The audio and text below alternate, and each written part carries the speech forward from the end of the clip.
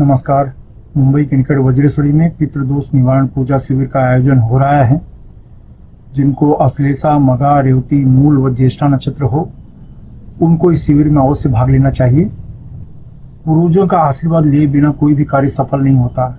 इस पूजन से नजर, तंत्र बाधा, शत्रु बाधा, संतान समस्या, वैवाहिक जीवन में अड़चन, नौकरी व्यापार में बाधा इत्यादि बाधाओं का निवारण कर सकते हैं। अगर इस पूजन में भाग लेना चाहते हैं तो नीचे डिस्क्रिप्शन में लिंक दिया है, वहां से फॉर्म भर सकते हैं।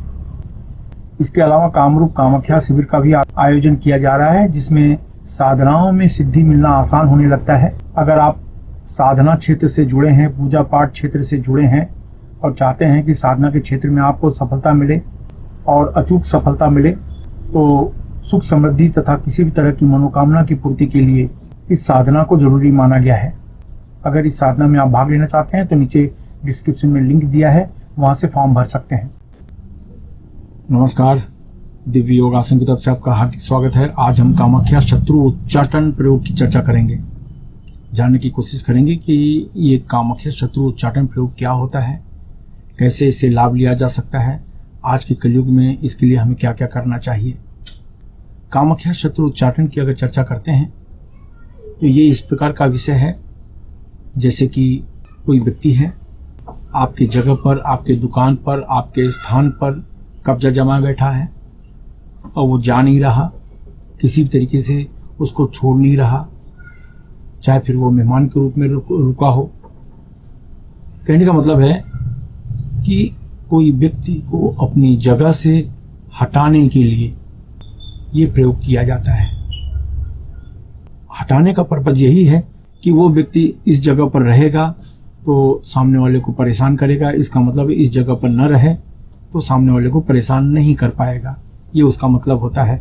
उच्चाटन का मतलब है कि आप जिस जगह पर रह रहे हैं वहां से मन आपका उचट जाए, वहां से आपकी जो रहने की इच्छा, उस जगह पर घूमने की इच्छा, तो ये सब खत्म हो जाए, आप उस जगह को छोड़ दें, उस जगह से मन आपका उचट जाए, ये उसका अर्थ होता है।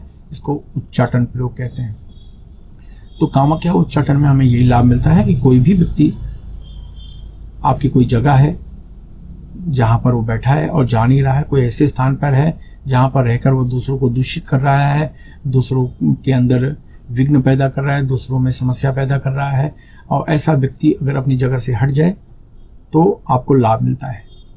इसको बहुत सामान्य रूप से भी यही कहा जा सकता है कि कोई ऐसा व्यक्ति है जानबूझकर जबरदस्ती आपके हक वाली जगह पर बैठा हुआ है और वहां से हट नहीं रहा है, किसी भी तरीके से हट नहीं रहा है, तो उच्चाटन प्रयोग किए जाते हैं कि कुछ ऐसा हो जाए कि वो अपनी जगह से हट जाए।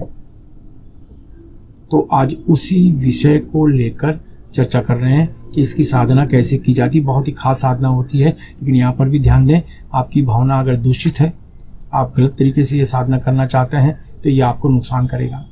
मैंने पहले भी कहा कि ये मन से ऑपरेट होता है, ये कोई फिजिकल रूप से नहीं है कि आप दुकान गए, 10 रुपया दिया और बदले में 10 रुपये का सामान खरीद लिया, हिसाब क्लियर हो गया। ये मन से होती है। मन अगर आपका दूषित है, मन में स्वार्थ है, तो नुकसान आपको ही होगा, उसको नहीं होगा। तो ये बात आप जरूर ध्यान रखें। हाँ, कोई व्यक्ति है जिसने आपको सचमुच सताया है, या उस व्यक्ति की वजह से समाज को नुकसान हो रहा है, उस व्यक्ति की वजह से औरों को नुकसान हो रहा है, उस व्यक्ति की वजह से आप आर्थिक हित हैं उनमें नुकसान हो रहा है, शारीरिक मानसिक रूप से नुकसान हो रहा है, पारिवारिक रूप से नुकसान हो रहा है, तो वो व्यक्ति अगर अपनी जगह को छोड़ दे तो उससे औरों को भी लाभ मिलेगा। तो लोक कल्याण के लिए, आपका जो नुकसान हो रहा है उससे बचने के लिए ये साधना आप कर सकते हैं। इसमें कुछ भी गलत नहीं है। और साधना हमेशा अपने हितों को ध्यान में रख के किया जाता है, न कि स्वार्थ को रखकर। स्वार्थ को रखकर अगर करेंगे तो आपको ही नुकसान होगा। लेकिन सचमुच आपके साथ नाइंसाफी हुई है तो ये साधना आप कर सकते हैं। क्या करें, ढील डाले बस मन का शांत कमरे में बैठ जाएं।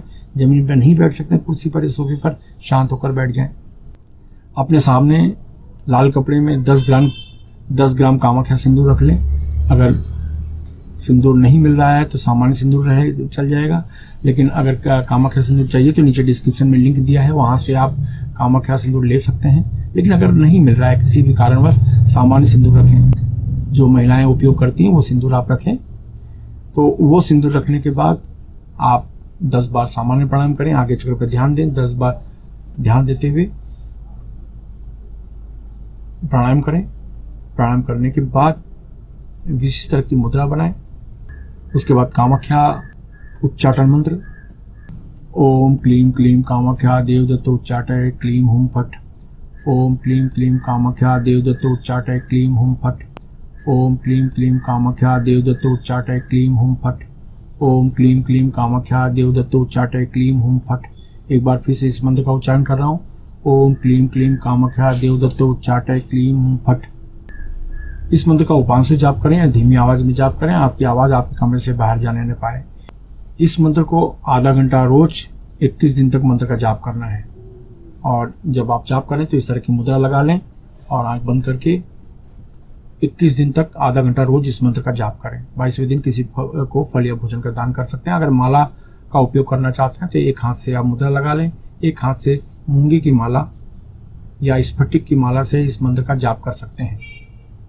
तो 11 माला 21 दिन तक इस मंत्र का जाप करना है। 11 माला 21 दिन तक इस मंत्र का जाप करें।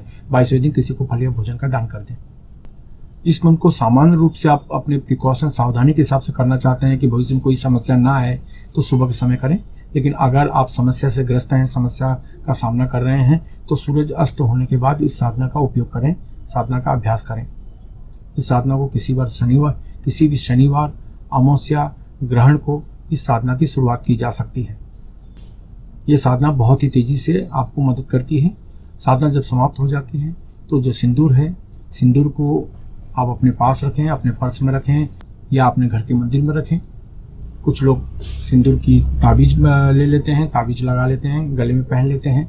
इस तरीके से चांदी, सोना, तांबे की ताबीज में इसको सिंदूर डाल के अपने गले में पहन लेते हैं कुछ लोग। नहीं तो घर के मंदिर में आप इसको रखें। महिलाएं इस सिंदूर का उपयोग मांग में लगाने के लिए भी कर सकती हैं, माथे में भी लगाया जा सकता है। पुरुष लोग अगर लगाते हैं तो बालों के अंदर लगाते हैं। तो इस तरीके से ये बहुत तेजी से आपको मदद करती है। अब जब साधना समाप्त हो जाती है, उसके बाद जब किसी व्यक्ति विशेष के लिए आपको यह साधना करनी है, तब देवदत्त की जगह पर उस व्यक्ति विशेष का नाम आता है। तो जो देवदत्त कहा गया है मंत्र में, वो देवदत्त को की जगह पर उस व्यक्ति का नाम आ जाएगा। बस इतना सा आपको करना है। आप स्वयं महसूस करेंगे कि बहुत काम आ रहा है, बहुत मदद मिल रही है। लेकिन जितनी आपकी विचार, आपकी सोच जितनी पॉजिटिव, सही और निस्वार्थ रहेगी, उतना आपको लाभ मिलेगा। याद रखिए, बार बार कह रहा हूं, अगर स्वार्थ के साथ आप करते हैं तो आपको नुकसान होगा। इसलिए आप दिमाग से हटा ही दीजिए। लेकिन सचमुच आपके साथ ऐसा हो रहा है तो आपको हक है करने के लिए। आपको अपना परिवार, अपने आप को बचाने का हक है, अपने व्यवसाय को बचाने का हक है, तो आप कर सकते हैं। लेकिन स्वार्थ के साथ कभी भी आप सफल नहीं हो सकते हैं। जब कभी आपको लाभ मिले तो दूसरे की बिना स्वार्थ मदद अवश्य करें। उसमें कोई स्वार्थ नहीं होना चाहिए। किसी भी रूप में आप मदद अवश्य करें। आप जानते हैं इसके कुछ नियम। अपनी पूरी श्रद्धा बनाए रखें। इस मंत्र को गृहस्थ सन्यासी कोई भी जप कर सकता है। इस मंत्र से शरीर में अत्यधिक गर्मी पैदा होती है, इसलिए ढीले ढाले वस्त्र पहनकर अभ्यास करें। महिलाओं को सम्मान दें। पति पत्नी अगर इस मंत्र का अभ्यास करें तो 10 गुना ज्यादा लाभ मिलता है। अगर आप नौकरी कर रहे हैं, बेरोजगार हैं या आप विद्यार्थी हैं, गृहिणी हैं, तो इस मंत्र को पूरी दिशा की तरफ मुंह करके जपें। अगर आप व्यापार कर रहे हैं या कला के क्षेत्र में हैं तो इस मंत्र को पश्चिम दिशा की तरफ मुंह करके जपें। अगर आप लॉटरी, सट्टा, शेयर मार्केट से जुड़े हैं या बैंकिंग क्षेत्र, मेडिकल क्षेत्र, होटल के व्यवसाय के क्षेत्र में हैं तो इस मंत्र को उत्तर दिशा की तरफ मुंह करके जपें। अगर आप जमीन खरीदने बेचने का कार्य करते हैं, खेती का कार्य, कोयला, लोहा, चमड़ा तथा तेल के क्षेत्र में हैं या कोई ऐसा कार्य करते हैं जिसमें आपको ब्रोकरेज देना पड़े या लेना पड़े, यानी दलाली लेनी पड़े या देनी पड़े, तो इस मंत्र को दक्षिण दिशा की तरफ मुंह करके जपें। इस मंत्र का जप 18 वर्ष के ऊपर कोई भी स्त्री पुरुष कर सकता है। याद रखें, जब भी आप कोई अच्छे कार्य की शुरुआत करते हैं या संकल्प करते हैं, तुरंत कोई न कोई अड़चनें आनी शुरू हो जाती है। इसलिए प्रबल संकल्प के साथ अभ्यास करें। इस मंत्र का जाप सूर्यास्त के बाद करें तो लाभ ज्यादा मिलेगा। धूम्रपान, मद्यपान, व्यसन, मांसाहार से बचें। ब्रह्मचर्य का सख्ती से पालन करें। मासिक धर्म की समस्या में महिलाएं 3 से 5 दिन का गैप करके फिर आगे कंटिन्यू कर सकती हैं। इस अभ्यास को किसी भी शांत कमरे में कर सकते हैं। अभ्यास समाप्त होने के बाद अश्विनी या वज्रोली मुद्रा अवश्य अपनाएं। यह मुद्रा आपको ब्रह्मचर्य का पालन करने में मदद करती है। अश्विनी या वज्रोली मुद्रा क्या है, यह जानने के लिए नीचे डिस्क्रिप्शन में लिंक दिया है, वहां से आप जानकारी प्राप्त कर सकते हैं। धन्यवाद।